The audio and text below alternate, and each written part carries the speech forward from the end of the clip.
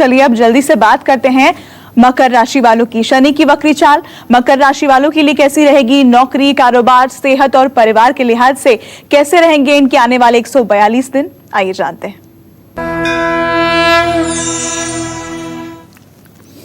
तो अब तो शनिदेव वक्री हो ही चुके हैं आपके राशि में, 4-5 मिनट का समय भी बीत चुका है। लेकिन सबसे खुशी की बात है, घबराइएगा मत, आपकी राशि और कुंभ राशि ये दोनों शनिदेव की ही राशि है। पिता कितना भी क्रूर हो तो अपने बेटे को नहीं सताएगा। तो मकर राशि वालों को ज़्यादा परेशानी का सामना नहीं करना पड़ेगा। शनि आपके राशि के स्वामी हैं और ऐसे में आपके स्वामी आपको कुछ राहत तो जरूर देंगे। लेकिन मकर राशि पर शनि की दशा भी चल रही है। ऐसे में 29 सितंबर 2020 तक मकर राशि के जातकों को अपने काम पर ध्यान देना होगा। ओवर कॉन्फिडेंस आपको नुकसान दे सकता है। लापरवाही आपके कार्यों को बिगाड़ सकती है। फिर से कह रहा हूं, ओवर कॉन्फिडेंस, अत्यधिक आत्मविश्वास आपके लिए नुकसानदेह हो सकता है। 29 सितंबर 2020 तक भाई या दोस्तों से मदद की उम्मीद ना करें और मदद न होने पर उनसे दुश्मनी ना करें। सेहत को लेकर सावधान रहें। चोट चपेट दुर्घटना की संभावना बनी हुई है। नौकरी और कारोबार में आपको पहले से भी ज़्यादा ध्यान देना होगा। वैवाहिक जीवन में कलेश की संभावना रहेगी। इस समय आपको अपने काम करने के तरीके में कुछ बदलाव लाने की जरूरत है। आज आपको सिर में सरसों के तेल की मालिश करनी चाहिए। हाथ और पैर के नाखूनों पर भी सोते समय रात में सरसों का तेल लगाकर सोना चाहिए। जय मां विंध्यवासिनी। और आगे हम बात करेंगे कुंभ राशि वालों की। शनि की वक्री चाल का इन पर क्या असर पड़ने वाला है, जानेंगे पंडित जी से। लेकिन उससे पहले हमारे साथ एक कॉलर हैं रोशन चंडीगढ़ से। बहुत स्वागत है रोशन जी आपका, अपना सवाल पूछिए। चलिए संपर्क शायद टूट गया। बढ़ते आगे बात करते हैं कुंभ राशि वालों की। कुंभ राशि वालों पर शनि की 7.5 चल रही है। ऐसे में शनि की वक्री चाल कुंभ राशि वालों के लिए कैसी रहेगी? इनकी नौकरी, बिजनेस, बैंक बैलेंस, रिश्ते और सेहत पर क्या असर पड़ेगा? आइए जानते हैं। देखिए, कुंभ राशि पर तो इस समय शनि की 7.5 बनी हुई है। मंगल की स्थिति भी है, शनि की 7.5 भी है। ऐसे में शनि का आपके 12वें भाव में वक्री होना, अर्थात खर्च के स्थान में वक्री होना ठीक नहीं है।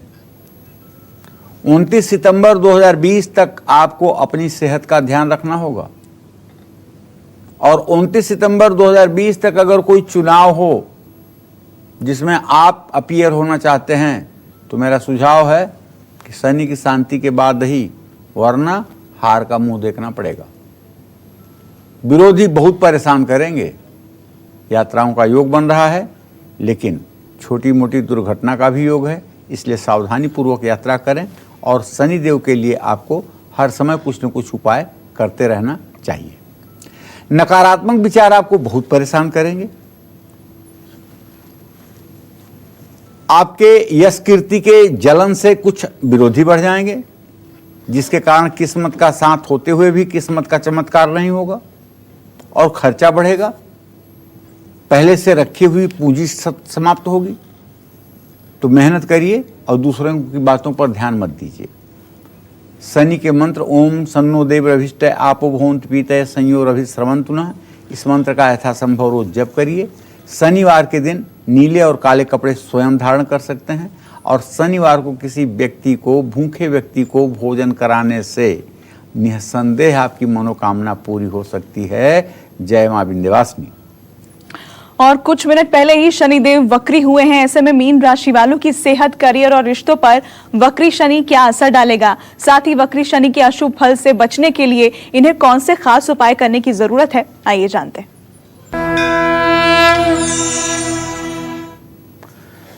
अब देखिए, मीन राशि के बारे में बात कर रहा हूं। मीन राशि के 11वें स्थान में, आमदनी के स्थान में शनिदेव वक्री हो रहे हैं। तो मीन राशि वालों की सेहत के लिए ये ठीक नहीं है, क्योंकि पूरी दृष्टि शनि की मीन राशि पर बन रही है। खान पान पर विशेष ध्यान रखने की जरूरत है और अपने बच्चों के साथ भी आपका तनाव बढ़ सकता है। अगर आपकी कोई बड़ी बहन है तो उसके भी सेहत में गिरावट आएगी और छोटी मोटी चोट चपेट या ऑपरेशन की स्थिति बनेगी। करियर में भी कुछ दिक्कतों का सामना करना पड़ेगा। ऐसा भी हो सकता है कि समय आपका काम में मन ना लगे, तो धैर्य रखिए, सोच समझकर बोलिए। वक्री शनि के कारण जीवन साथी से संबंध अच्छे हो जाएंगे। कहीं से कोई शुभ समाचार भी मिलेगा। भाई बहन के साथ पहले से भी आपके रिश्ते ज़्यादा मजबूत होंगे। रात में पैरों के नाखूनों पर, हाथ के नाखूनों पर सरसों का तेल लगाकर सोएं। पीपल के पेड़ के नीचे सरसों के तेल का दिया जलाएं। कच्चे सूत से पीपल की 7 परिक्रमा करें और अपने घर से गंदगी को दूर करें। जय मां विंध्यवासिनी। पंडित जी, हमने सभी राशियों की बात तो कर ली, लेकिन शनिदेव का वक्री होना, हमारे देश में भी कोरोना संकट भी चल रहा है और ऐसे में शनिदेव का वक्री होना हमारे देश के आर्थिक हालात पर क्या असर डालने वाला है और क्या उपाय किए जा सकते हैं आम नागरिकों की तरफ से? जब कोई ग्रह वक्री होना चाहता है ना, तो उसके 70 दिन पहले से वो वक्रत्व का फल देने लगता है, क्योंकि उसकी चाल धीमी हो जाती है। ऐसे में अगर देखो तो शनि का कारक है लोहा, शनि की वस्तु है कोयला, शनि की वस्तु है तेल, शनि का वस्तु है वाहन। अब जरा ध्यान दो, पिछले 70 दिनों में पेट्रोल की कीमत कहां से कहां आ गई। एक भी गाड़ियां, चाहे जितने अच्छे ब्रांड की गाड़ी हों, इन 70 दिनों में नहीं बिकी। ठीक है, मजदूर जो काम करके अपनी रोजी रोटी चलाते थे, वो भूखों मरने की स्थिति में इधर से उधर पलायन कर रहे हैं। जो लोग मजदूरों के बल पर राजा बन करके राज करते थे, उनके पास इस समय मजदूर नहीं है, उनका पूरा साम्राज्य समाप्त होने के कगार पर आया हुआ है। तो शनि का ये प्रभाव तो आपको स्पष्ट दिख रहा है ना। और भारतवर्ष के पश्चिम दिशा में, देश की पश्चिमी सीमा पर कुछ उत्पात बढ़ सकते हैं। खैर, उससे देश का अहित नहीं होगा, लेकिन टेंशन तो होगा। और शनि बृहस्पति का ये जो गोचर मकर राशि में है, ये जहां ये संक्रामक रोग दे रहा है, वहीं ये आर्थिक दुर्व्यवस्था को बहुत बढ़ा रहा है। और इन 142 दिनों में मैं तो ये कहूंगा कि सरकार को हर समय ये सोचना है कि किस तरह से जरूरतमंद लोगों के जीवन को इस समय बचाया जाए। क्योंकि कोरोना से तो लोग बच भी जाएंगे, लेकिन भूखमरी से बचेंगे कि नहीं, इसकी कोई गारंटी नहीं है। शनि और बृहस्पति की इतनी चाल खराब हुई है। इसलिए मैं तो सभी अपने दर्शकों से कहना चाहूंगा हाथ जोड़कर कि आप किसी न किसी एक परिवार की मदद जरूर करिए, अगर आप मदद करने लायक हैं तो। जी। केवल सरकार के भरोसे पर मत रहिए कि सरकार सबको देखेगी। अगर आप किसी परिवार की, एक परिवार की मदद करने लायक हैं तो चुपचाप बिना एहसान दिखाए आप मदद करें और उसकी चर्चा भी ना करें। इस तरह से अगर एक एक लोग एक एक परिवार को संभाल लेंगे तो ये देश परिवार जैसा आगे बढ़ जाएगा। और चूंकि हम कार्यक्रम के अंत में पहुंच चुके हैं, लेकिन एक कॉलर हमारे साथ जुड़ गए हैं, उनका प्रश्न ले लेते हैं। प्रियांशु है हमारे साथ जयपुर से। स्वागत है आपका, अपना सवाल पूछिए। नमस्ते पंडित जी। सुखी रहो बेटा। पंडित जी, मेरा जन्म हुआ 23 जनवरी 2003 जी, और सुबह 4:55 पे। जी। पंडित जी, मेरे को मतलब मेरी अभी 12th तो हो गई है, तो मतलब मुझे किस कॉलेज में लेना चाहिए एडमिशन? अभी आपने 12th किस सब्जेक्ट से किया है? मेरा 12th साइंस मैथ से करा है। साइंस में से किया है ना। लेकिन मैं आपको कहना चाहूँगा कि आप अब कोशिश करिए, कंप्यूटर के फील्ड में पढ़ाई करिए, तकनीकी क्षेत्र में पढ़ाई करिए। तकनीकी क्षेत्र में पढ़ाई करने से आपको सफलता मिलेगी। अगर आपको IIT में एडमिशन होता हुआ ना दिखे तो आपको BCA MCA ही कर लेना चाहिए, क्योंकि तकनीकी क्षेत्रों में आपका दिमाग बहुत अच्छा है और आपको सफलता मिलेगी। अभी तो आप 17 साल के हैं, भाग्योदय आपका 22वें वर्ष के बाद होगा। अभी 5 सालों तक थोड़ा सा संघर्ष करना पड़ेगा, लेकिन ध्यान रखो प्रियांशु, मेहनत हर समय बढ़ती जानी चाहिए पढ़ाई में। ऐसा नहीं कि आज 4 घंटे पढ़ लिए, कल 2 घंटे। परिश्रम आप जितना करेंगे उतना ही लाभ आपको मिलेगा। जय मां विंध्यवासिनी।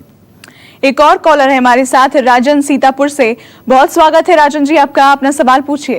पंडित जी, चरण स्पर्श हाँ, सदा सुखी रहे राजन जी। पंडित जी, हमने आपसे जो ज्ञान प्राप्त किया है, करीब चौथा अध्याय करीब 1 साल से हम कर रहे हैं पंडित जी। और पंडित जी, हम अपनी विद्या के बारे में जानना चाहते हैं।